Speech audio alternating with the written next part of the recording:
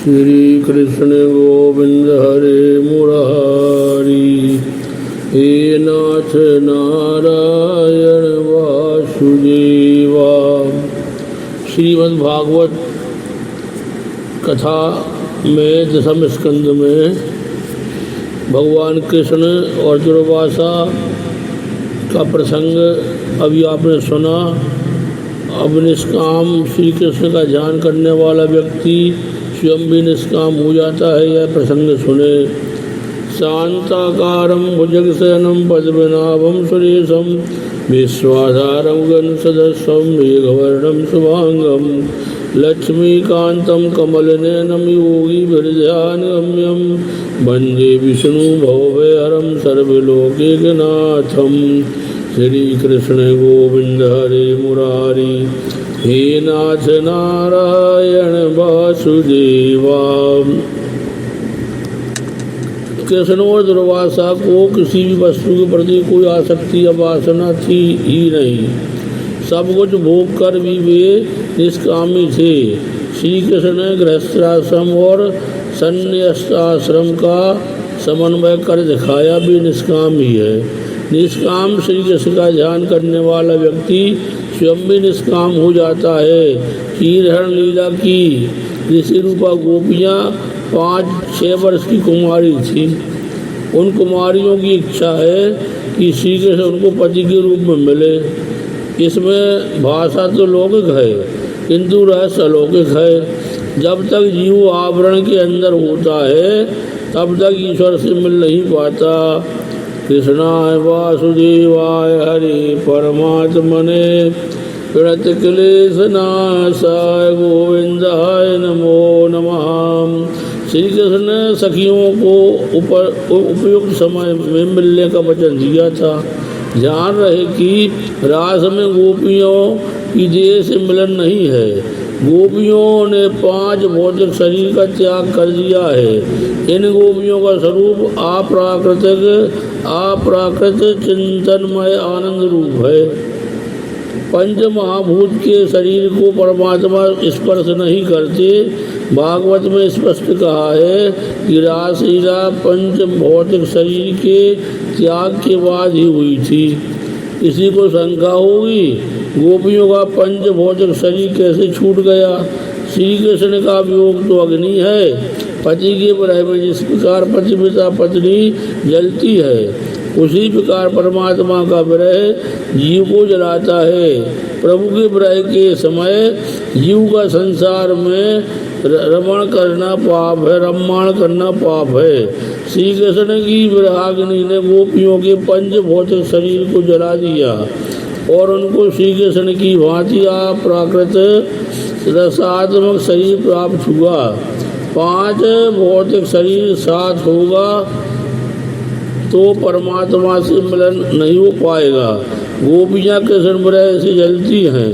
हमारी यह करुणता ही है कि यह भगवान के वियोग के समय सांसारिक वासनाओं से खिलवाड़ करता रहता है। संसार के भोग रोग समान ही है।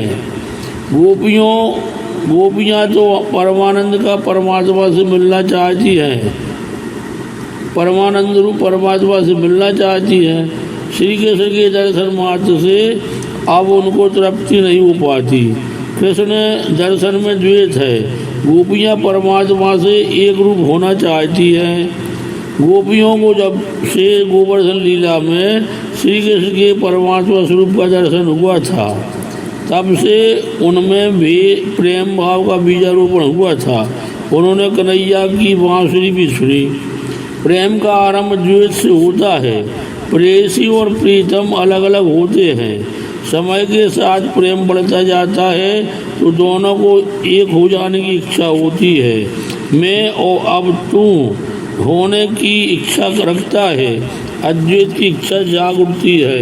श्री कृष्ण गोविंद हरे मुरारी। हे नाथ नारायण वासुदेवा। मैं का मिलकर तू होना, स्वयं को प्रिय पात्र से मिला देना, प्रिय पात्र से साज सिद्ध करना ही प्रेम है। कई बार गोपियों को उनकी सास बाहर नहीं निकलने देती थी उनकी व्याकुलता को देखकर कन्हैया उनके रसोई घर में प्रकट हो जाता था। जीव जब अति आतुर होता है तब ईश्वर उसे मिलने के लिए आते हैं। गोपियों का प्रेम धीरे धीरे बढ़ता जा रहा है। श्री कृष्ण से मिलना है, एक होना है। अब पल भर का भी विरह सहा नहीं जाता। कृष्ण विरह से वे मूर्छित हो जाती हैं। अब उनकी और कोई वासना नहीं है। जीव शुद्ध होकर ईश्वर से मिलने के लिए आतुर हो गया है। अब रासलीला होगी। कृष्ण ने अपने बाल मित्रों से कहा कि जब भी किसी को मूर्छा आए तो उन्हें बुलाया जाए। गोपियों की मूर्छा उतारने का उपाय वे जानते हैं। गोपियों के मन और प्राण उन्हीं में है। गोपी मूर्छित हुई तो कन्हैया को बुलाया गया। वे समझ गए कि गोपियों का प्रेम भाव बढ़ता जा रहा है। कन्हैया ने गोपी को सहलाते हुए कान में कहा, शरद पूर्णिमा की रात्रि को तुमसे मिलूंगा, तब तक धीरे रखकर मेरा सतत ध्यान करती रहना।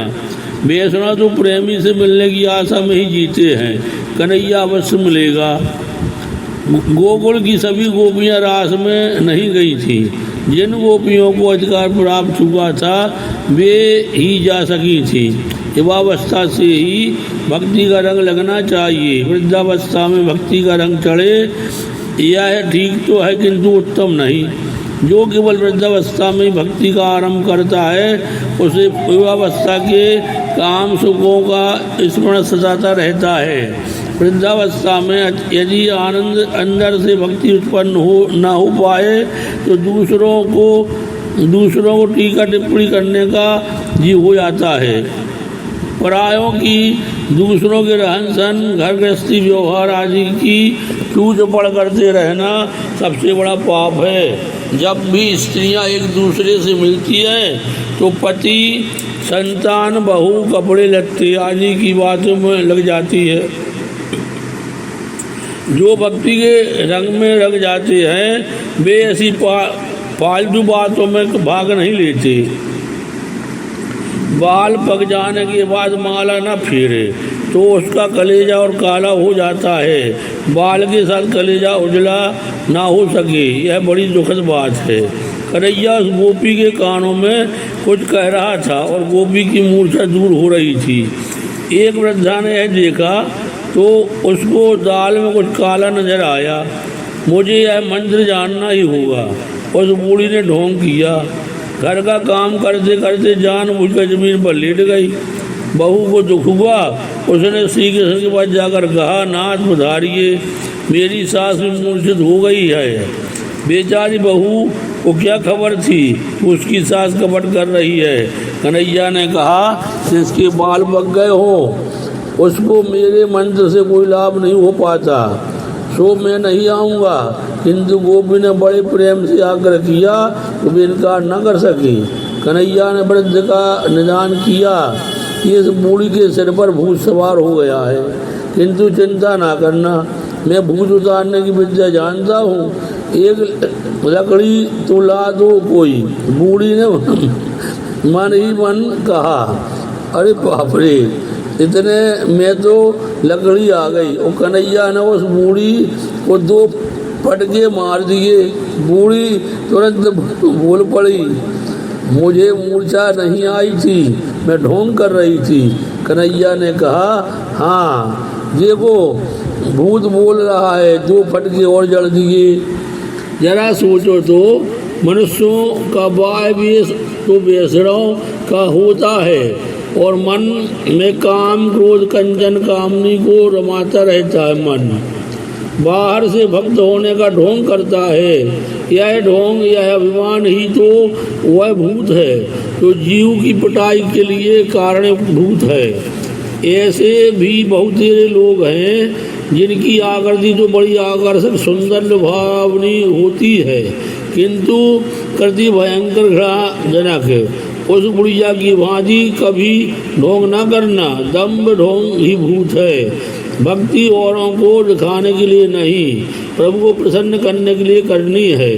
कई लोग ज्ञान और भक्ति का जितना ढोंग करते हैं उतने ही वे अंदर से खोखले होते हैं। श्री कृष्ण तो अंतर्यामी हैं, उनसे कोई बात छिपी नहीं है। श्री कृष्ण गोविंद हरे मुरारी, हे नाथ नारायण वासुदेवा। रासलीला के 3 सिद्धांत हैं। इसमें गोपी के शरीर के साथ कुछ लेना देना नहीं है, इसमें लौकिक काम नहीं है, यह साधारण स्त्री पुरुष का नहीं, जीव और ईश्वर का मिलन है।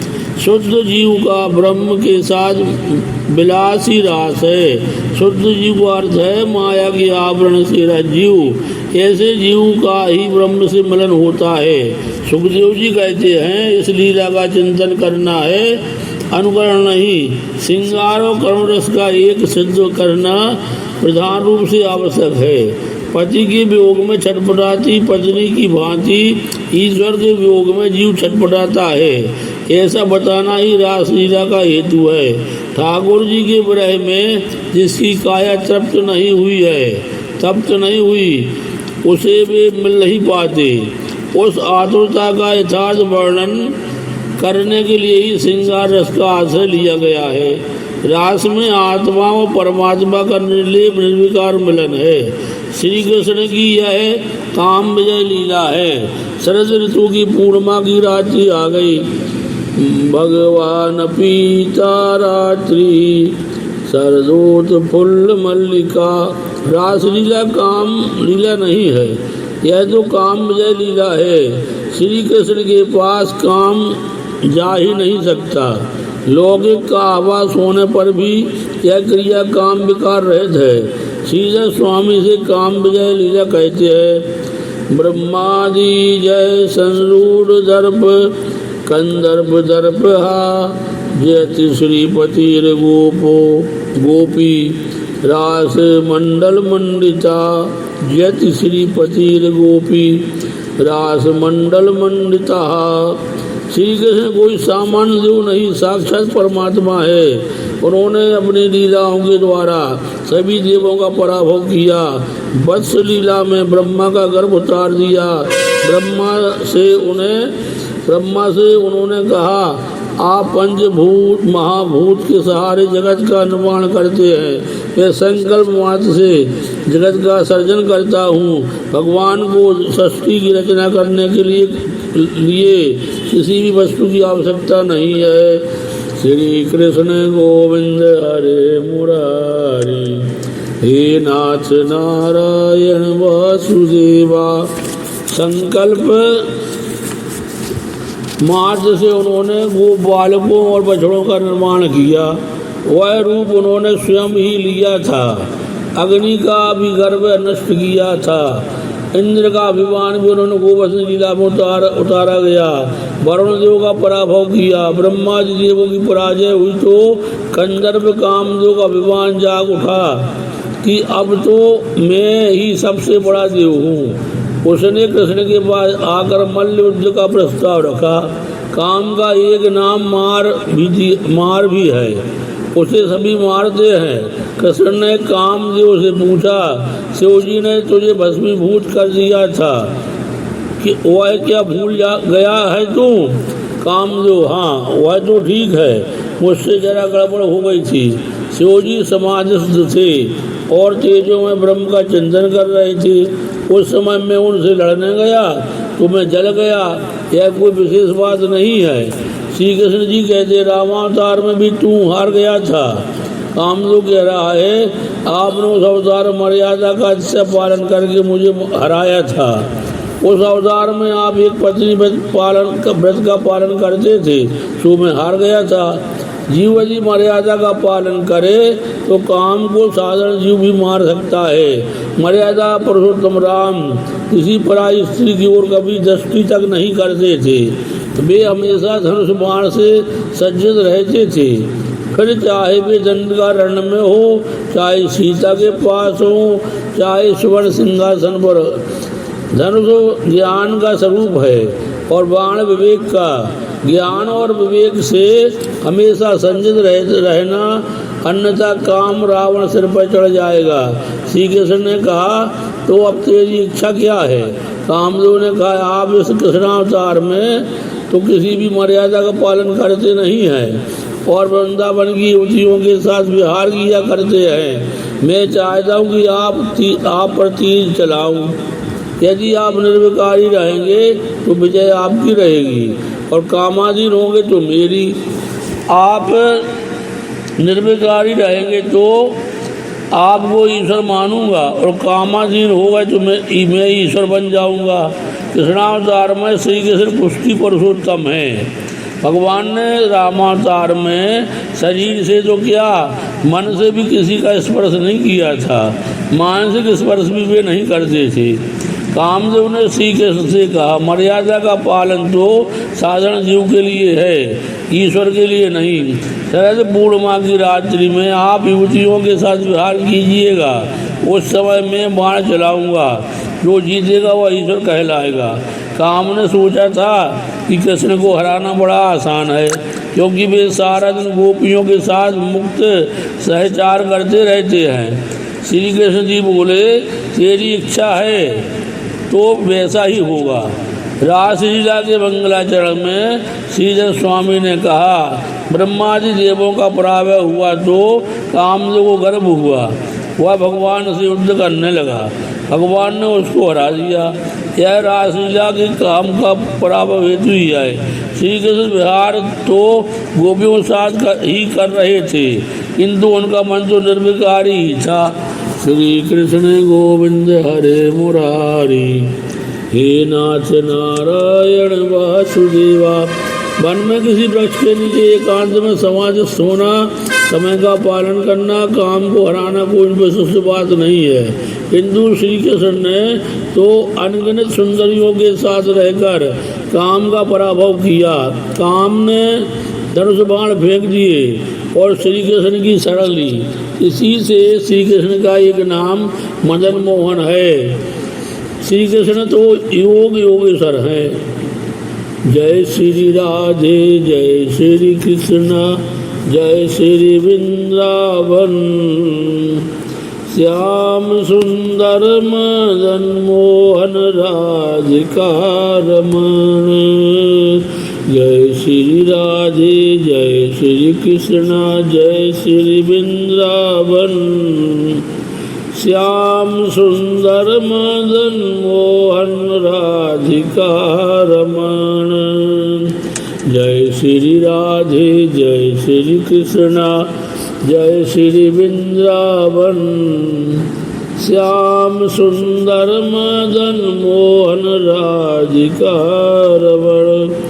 मदन मोहन के श्री कन्हैया लाल की जय। श्रीमद्भागवत पुराण की जय। पूज्य पाठ डोंगरे जी महाराज की जय। गुरु महाराज की जय। धर्म की जय। जय जय सीताराम।